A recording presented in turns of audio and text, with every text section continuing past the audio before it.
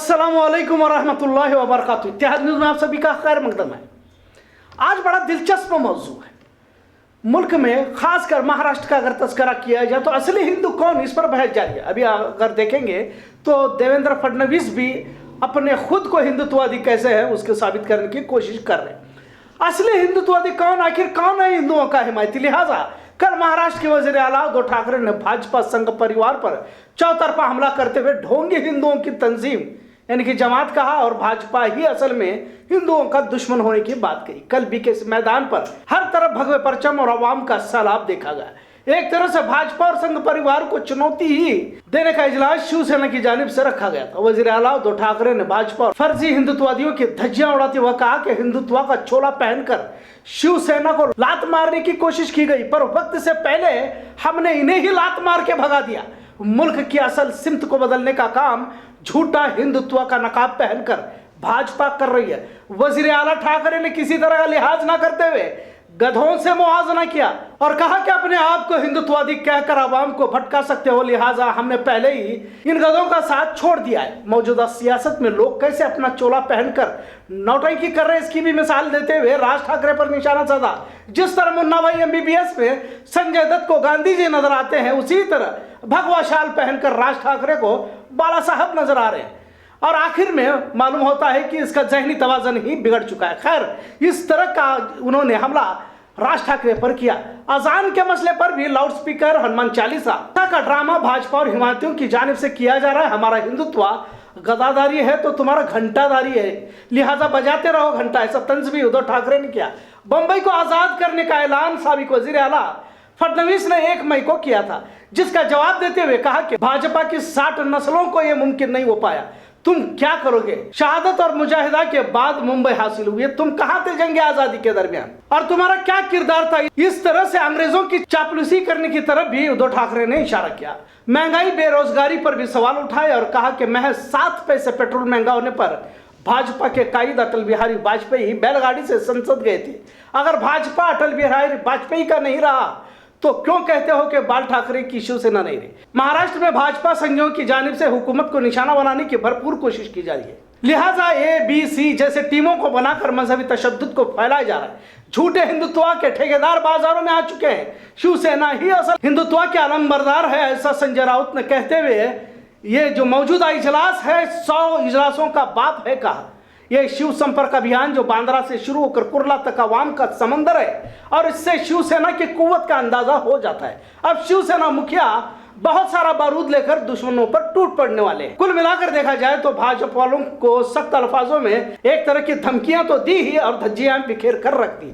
और अगर सच कहा जाए तो इस तरह के अल्फाज शिवसेना ही बोल सकती है और भाजपा वालों के लिए शिवसेना ही ठीक है, ऐसा कहा जा रहा है। इस इजलास का मरकज यही था कि भाजपा की सियासत किस तरह एक समाज को निशाना बनाकर गुमराह करने की है। इमाम कायद अकबरुद्दीन ओवैसी ने औरंगजेब आलमगीर रहमतुल्लाह अलैह की कब्र की जियारत की तो इस पर भी शिवसेना से सवाल किया जाता है, कहते हुए ओवैसी ने फडणवीस की हुकूमत में तकरीबन 20 से ज्यादा इजलासों का एहतमाम किया था, तब क्यों सवाल नहीं पूछे गए, तब क्यों रोका नहीं गया, ऐसा सवाल भी संजय राउत ने कहा। काफी अरसे बाद भाजपा और फर्जी हिंदुत्ववाद पर उद्धव ठाकरे ने बयानबाजी की, ऐसी चर्चा भी जारी है। अब क्या वाकई राज ठाकरे या भाजपा अपना हिंदुत्व सही ठहराने में कामयाब हो पाएंगे या शिवसेना और महाराष्ट्र की आवाम उद्धव ठाकरे के ही पीछे चलेगी? क्या आने वाले दिनों में कांग्रेस, राष्ट्रवादी और शिवसेना का याराना यूं ही चलता रहेगा या फिर भाजपा इनके दरमियान फूट डालने में कामयाब होगी? जैसे कई सवाल आज भी इंतजार में है। लिहाजा इतना जरूर है कि मुल्क भर में हिंदुत्व के नाम पर भाजपा जिस तरह नफरत का खेल खेल रही है इसको रोकना होगा ताकि मुल्क को बचाया जा सकता है। ऐसा कहना चाहते हैं, ऐसा महसूस जरूर किया जा रहा था। अगर सच में देखा जाए तो महाराष्ट्र में शिवसेना से 2 हाथ करना भाजपा के आला लीडरों को भी मुमकिन नहीं हो पा रहा। नफरती एजेंडा चलाने की कोशिशें तो जारी है, पर कामयाबी हासिल होगी या नहीं ये तो आने वाला वक्त ही बता देगा। आज बेलगाम में मराठी सकल समाज की जानिब से वडगांव आदर्श विद्या मंदिर मैदान में गुरु वंदना का इजलास रखा गया था। लिहाजा शहर बेलगाम के मराठी लोगों ने कसीर तादाद में शिरकत फरमाई। मराठी माशरे की फलाह बहबूदी तरक्की के लिए माशरे में इत्तेहाद की जरूरत पर इजलास रखा गया था, जिसमें मंजुनाथ भारती स्वामी को गुरु वंदना दी गई।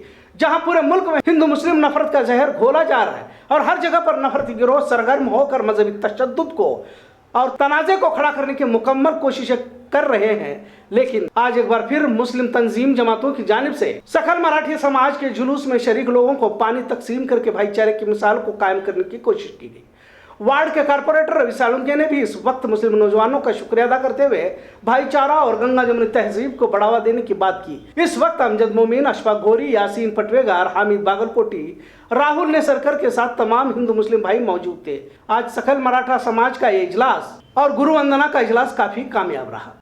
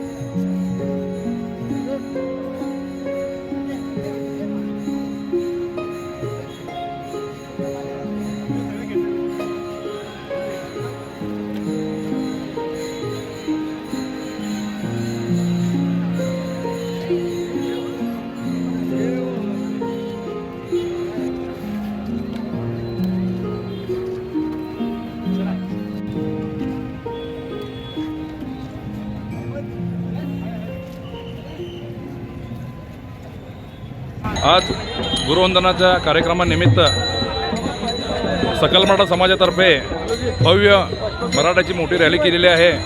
त्याचबरोबर आज आमच्या मुस्लिम बांधवांनी जी काही सोय, पाण्याची सोय केलेली आहे, हा फार उत्तम सोय केलेली आहे आणि असंच आमचं हिंदू मुस्लिम बांधवांचं रिलेशन असंच राहून दे या वतीनं, या सकल मराठा समाजा वतीनं मुस्लिम बांधवांचं मी हार्दिक शुभेच्छा देतो। आज बेलगाम में सकल मराठा समाज का गुरु वंदना का समारंभ आयोजित किया गया था। बेलगाम साउथ मतदार संघ के तरफ से बेलगाम के तमाम मुस्लिम भाइयों ने इनका यहाँ पर हार्दिक स्वागत किया।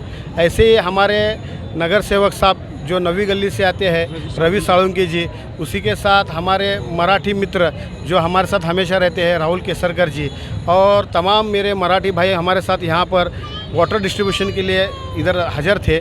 और मैं ये तमाम सकल मराठा समाज का जिन लोगों ने आयोजन किया है उनका तहे दिल से शुक्रिया अदा करता हूँ। इन्होंने सकल मराठा समाज को एक जगह लाकर अपनी मांग पेश की है।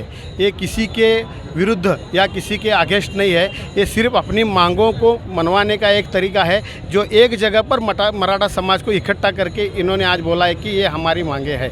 मैं इन तमाम लोगों का और हमारे जो इस कार्यक्रम के लिए उपस्थित आए हुए हैं स्वामी जी, उनका भी बेलगाम नगर में स्वागत करता हूं। छत्रपति जी आने वाले थे, उनका किस वजह से रद्द हुआ मालूम नहीं, उनका भी मैं सहर्ष स्वागत करता हूं। तमाम सकल मराठा समाज के लोगों का मैं सहर्ष स्वागत करता हूं और उनको बधाई देता हूं। रहमान फाउंडेशन की जानिब से तारीख 22 मई को नुमानी अस्पताल में मुफ्त सुन्नत इब्राहिम यानी खतने का मुफ्त कैंप रखा गया। सुबह 8 बजे से शाम 4 बजे तक सुभाष नगर नुमानी अस्पताल में होगा। आवाम से गुजारिश है कि जो अहबाब बच्चों का सुन्नत इब्राहिम कराना चाहते हैं वह मंदरजा जेल नंबरात पर राब्ता कायम करके बच्चों के नाम दर्ज कराएं। नंबर स्क्रीन पर आप देख सकते हैं। सहारा फाउंडेशन की जानिब से मुफ्त खतने का इंतजाम किया गया था। खंजर गली में इन्होंने इस इजलास को मुनक्कद किया गया था। काफी लोगों ने इसमें शिरकत फरमाई और इसका फायदा उठाया। खबरों का सिलसिला यूं ही चलता रहेगा। देखते रहे इत्तेहाद न्यूज़। शुक्रिया, अल्लाह हाफिज।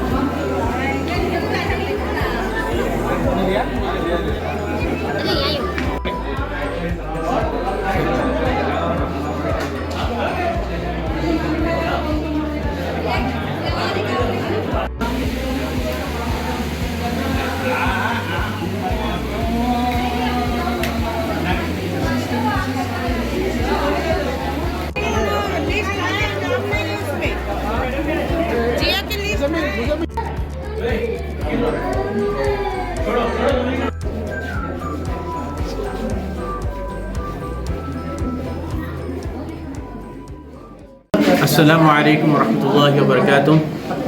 Good morning everyone. Myself Dr. Maaz. हम सहारा फाउंडेशन के थ्रू आज बरोज़ इतवार के दिन 15 तारीख को हमने सुन्नत इब्राहिम जो खतना कहा जाता है उसका प्रोग्राम मुनक्किद किया गया था और अल्हम्दुलिल्लाह अभी तक 80 से 90 बच्चों की तादाद के अंदर रजिस्ट्रेशन हो चुकी है अल्हम्दुलिल्लाह। और सुबह करीब 10 बजे से खतना का प्रोग्राम शुरू किया गया है तो अल्हम्दुलिल्लाह अभी तक 25-30 बच्चों की खतना अल्हम्दुलिल्लाह आफियत के साथ हो चुकी है। खतना करने के लिए करके कोई खलीफा या कोई लोकल डॉक्टर नहीं, बाकायदा अल्हम्दुलिल्लाह क्वालिफाइड MBBS जनरल सर्जन के द्वारा किया जा रहा है। अल्हम्दुलिल्लाह अंदर पूरे प्रोसीजर के साथ जो ट्रीटमेंट प्रोटोकॉल है उसके महादत में किया जा रहा है। और यहाँ पर जो भी जनरल चेकअप करना है बच्चों को उसके लिए हमारे पास डॉक्टर बिल्किस मैडम हैं जो बच्चों को पूरा हेल्थ चेकअप कर रहे हैं। जो बच्चों को फीवर वगैरह या कुछ चेस्ट कंडीशन वगैरह नहीं है, उन्होंने फिट है कि नहीं है खतना के लिए करके वो पूरा मैडम चेक कर रहे हैं। उसके बाद ही उनको अंदर लेकर खतना किया जा रहा है। अस्सलाम वालेकुम। आज सहारा फाउंडेशन की जानिब से खजर गली उर्दू स्कूल में खतना का एहतमाम किया गया था, जिसके अंदर हमें से 90 से 100 बच्चों की खतना का एहतमाम किया गया। अभी तक 35 से ज़्यादा बच्चों की खतना हो चुकी है और इंशाअल्लाह आने वाले अक्टूबर में 300 और बच्चों की खतना करने का हम लोग प्लान कर रहे हैं। और इसके साथ साथ जो मेडिकल फील्ड में और भी दूसरे काम हैं जो कम से कम पैसों में या फ्री में हो सकते हैं, इंशाअल्लाह सहारा फाउंडेशन करने की कोशिश करेगा।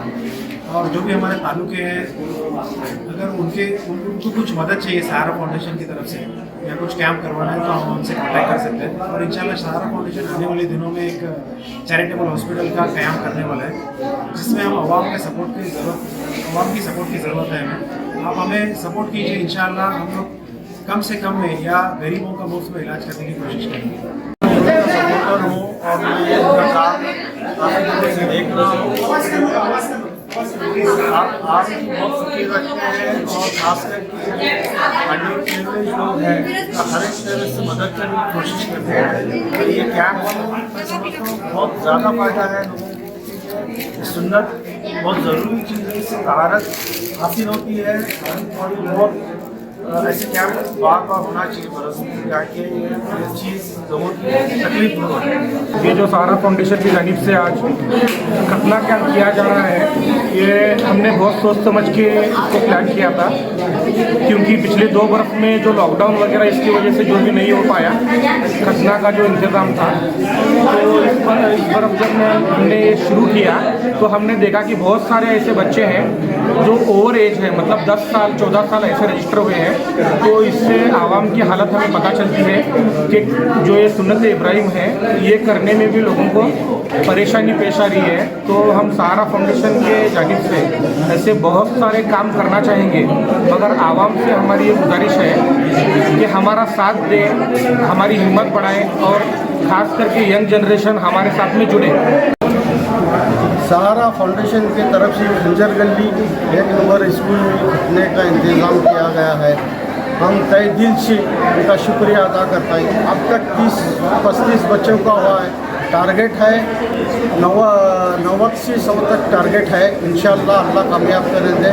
और हमारे सहारा फाउंडेशन को हमारे बेटी इकरा मुन्ना कारपोरेटर 1 नंबर वार्ड के उनके तरफ से तहे दिल से शुक्रिया अदा करता हूँ। आज खंजर गली उर्दू स्कूल के अंदर जो सहारा फाउंडेशन से जो खतने का प्रोग्राम रखा गया है, करीबन मेरे हिसाब से 100 के करीब बच्चे हैं। और ये सहारा फाउंडेशन का मैं शुक्रगुजार हूँ कि उन्होंने हमारी एरिया में आके बहुत सारे लोग जो खतना का जो प्रोग्राम रखा है बाहर प्राइवेट हॉस्पिटल में, इसका कीमत 2 से 3 हज़ार, इस वजह से लोग जाना नहीं करते थे, लेट करते थे। आज सहारा फाउंडेशन के जानिब से उन्होंने जो काम जो हिम्मत की है, जो काम को उठाया है, उनका शुक्रगुजार हूँ।